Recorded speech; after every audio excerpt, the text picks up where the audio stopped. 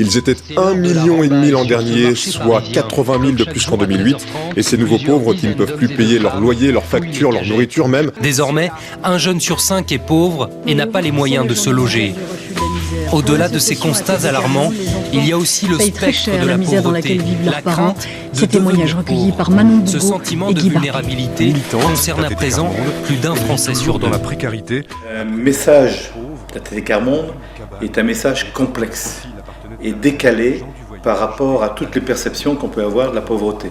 Les médias audiovisuels utilisent des technologies, des codes qu'il faut connaître, sinon on est ou piégé, ou déformé, ou trahi. C'est de l'apprentissage, ce sont des techniques, ce sont des codes. Bonjour Laurent. Bonjour Nathalie, bonjour à tous. 2010, année européenne de la lutte contre l'exclusion. En France, le coup d'envoi est donné aujourd'hui. Pour des personnes venant de tous horizons, et particulièrement du monde de la pauvreté, c'est un vrai défi que de vouloir parler au nom d'un mouvement.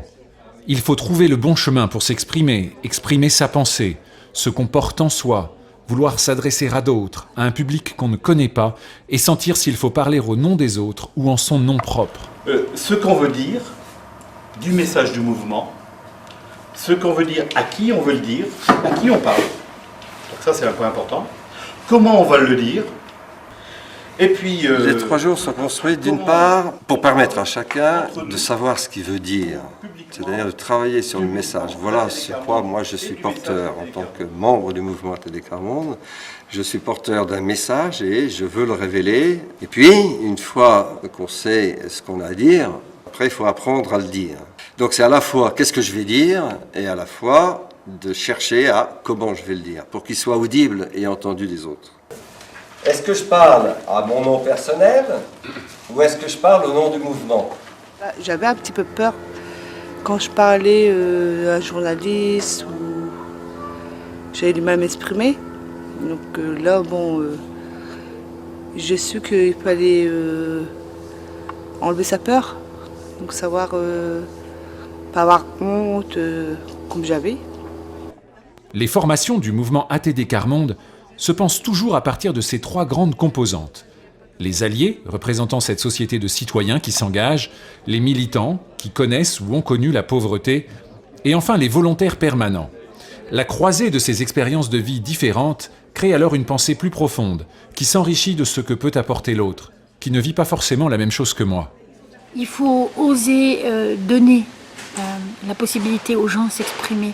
Et même s'ils ont du mal, c'est de prendre du temps ensemble et à plusieurs et de se permettre de parler, de dire tu dirais quoi et de lui laisser le temps. Et petit à petit, ce temps-là, il va gagner en confiance en lui et il va sortir plus facilement les mots qu'au début il bégayait ou qu'il avait du mal à dire parce qu'on le considère comme une personne qui a des choses à dire. Agir ensemble pour que chacun retrouve sa dignité et de l'espoir. Et du respect des droits de l'homme, de la dignité et du partage d'expérience. Le mouvement ATD Quart Monde, c'est un mouvement où l'on ne baisse jamais les bras. Les plus pauvres ont un savoir d'expérience, quelque chose qui leur est propre, dans cette volonté farouche de détruire la misère. Ils ont de véritables clés de compréhension du monde. Si on les croise avec d'autres savoirs ou expériences, ils peuvent alors devenir de réels acteurs dans la lutte contre la pauvreté. Donc vous voyez, on est parti de nous là, de nos tripes, et on a une responsabilité en tant que membre du mouvement ATD Quart Monde de ne pas demander c'est quoi la position du mouvement, c'est quoi le message du mouvement. Le mouvement c'est nous. C'est-à-dire qu'on cherche à ce que des personnes qui connaissent ou qui ont connu la grande pauvreté et qui disent ce mouvement c'est le nôtre, ce mouvement j'en suis militant, elles s'expriment. Et ça veut dire qu'elle s'exprime en parlant du combat collectif, de l'espérance collective, de l'ambition collective qu'on a ensemble. Et il faut les conforter dans ce rôle-là et en même temps les protéger d'une tendance permanente des médias à les ramener à leur situation individuelle. Ils sont 6 à vivre dans ce 18 mètres carrés.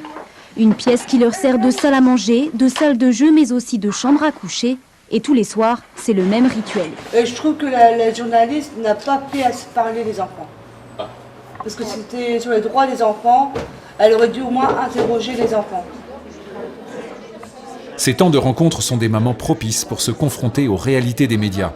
Évaluer un reportage télé et partager son analyse avec de vrais journalistes invités pour l'occasion est une chance unique d'avancer. On devient acteur et spectateur à la fois. L'angle complet, quoi, ça veut dire, dans ce cas-là, on partait sur cette... On ne peut avancer ensemble que si, à un moment donné, on peut provoquer un croisement des regards, différent, authentique, forcément subjectif. Mais le plus important, c'est bien le fait de réfléchir ensemble, d'être ensemble, sur ce qui peut nous rassembler à un moment donné. Si on met ça au mur, là, c'est une famille pauvre qui a... Un puzzle? Non, comme un puzzle, oui, mais c'est... Les journalistes ne sont pas les maîtres, ils ne viennent pas dispenser un savoir, mais ils sont avec ce qu'ils sont, leur métier, leur fragilité, leur questionnement. Ils sont aussi des personnes qui viennent apprendre. Quand on est avec des personnes aussi fragiles, sur lesquelles le point de quelle image on donne, quelle estime de soi on a, quel est le regard des autres, c'est ça qui fait un peu la spécificité de ce qu'on vit là ces jours-ci, de bien prendre conscience de ça. Il faut porter le métier et les qualités professionnelles du métier à leur maximum, quoi. C'est-à-dire cette attention aux personnes, cette responsabilité qu'on a de mettre des phrases, des images, des photos, quelquefois aussi dans le champ public. Voilà, c'est vraiment une école de l'excellence pour nous et on a beaucoup à apprendre et c'est très enrichissant d'avoir tous ces témoignages sur le retour et le vécu de ce qu'on fait. Il y a le niveau personnel et puis après il y a le niveau engagement ou... Voilà, je veux dire, après, moi, quand je viens en tant que membre du mouvement ATD Quart Monde, je vais clairement dire, je m'appelle Marie-France Zilmer et je viens au nom du mouvement Quart Monde. Après, quand on m'interroge sur ma vie personnelle, j'ai pas forcément envie de dire mon nom de famille. Les journalistes, ils sont beaucoup plus intéressés à notre lutte qu'on a sur la misère qu'on peut le penser. Parce que moi, je croyais que les journalistes, en vérité, les interrogeaient et qu'en vérité, s'en foutaient pas mal qu'il y ait de la misère dans le monde, que là, non. Déjà, l'expérience que nous, notre expérience qu'on leur a appris, et eux, leur expérience qu'ils nous ont appris. Ça, c'est au moins un truc en commun qu'on puisse avoir, quoi. Ils ont envie d'apprendre autant que nous, on a envie d'apprendre. La rencontre avec un journaliste, c'est une conversation. Le journaliste va vous dire, c'est une interview, mais c'est avant tout une conversation et vous êtes d'égal à égal. Voilà, vous êtes à deux.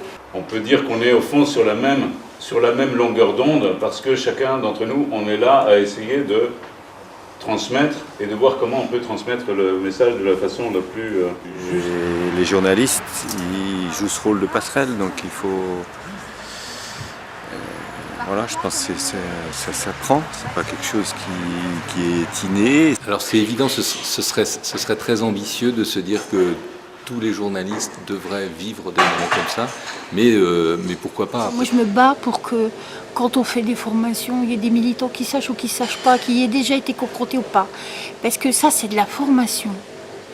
Peut-être que ça ne va pas leur servir cette année, peut-être que ça ne va pas leur servir encore avant 2, 3, 4, 5 ans, mais c'est jamais perdu. C'est jamais perdu. À un moment donné, elles vont avoir peut-être l'occasion de prendre la parole, effectivement, et elles vont se souvenir de certaines choses, peut-être pas de tout, mais de choses très importantes.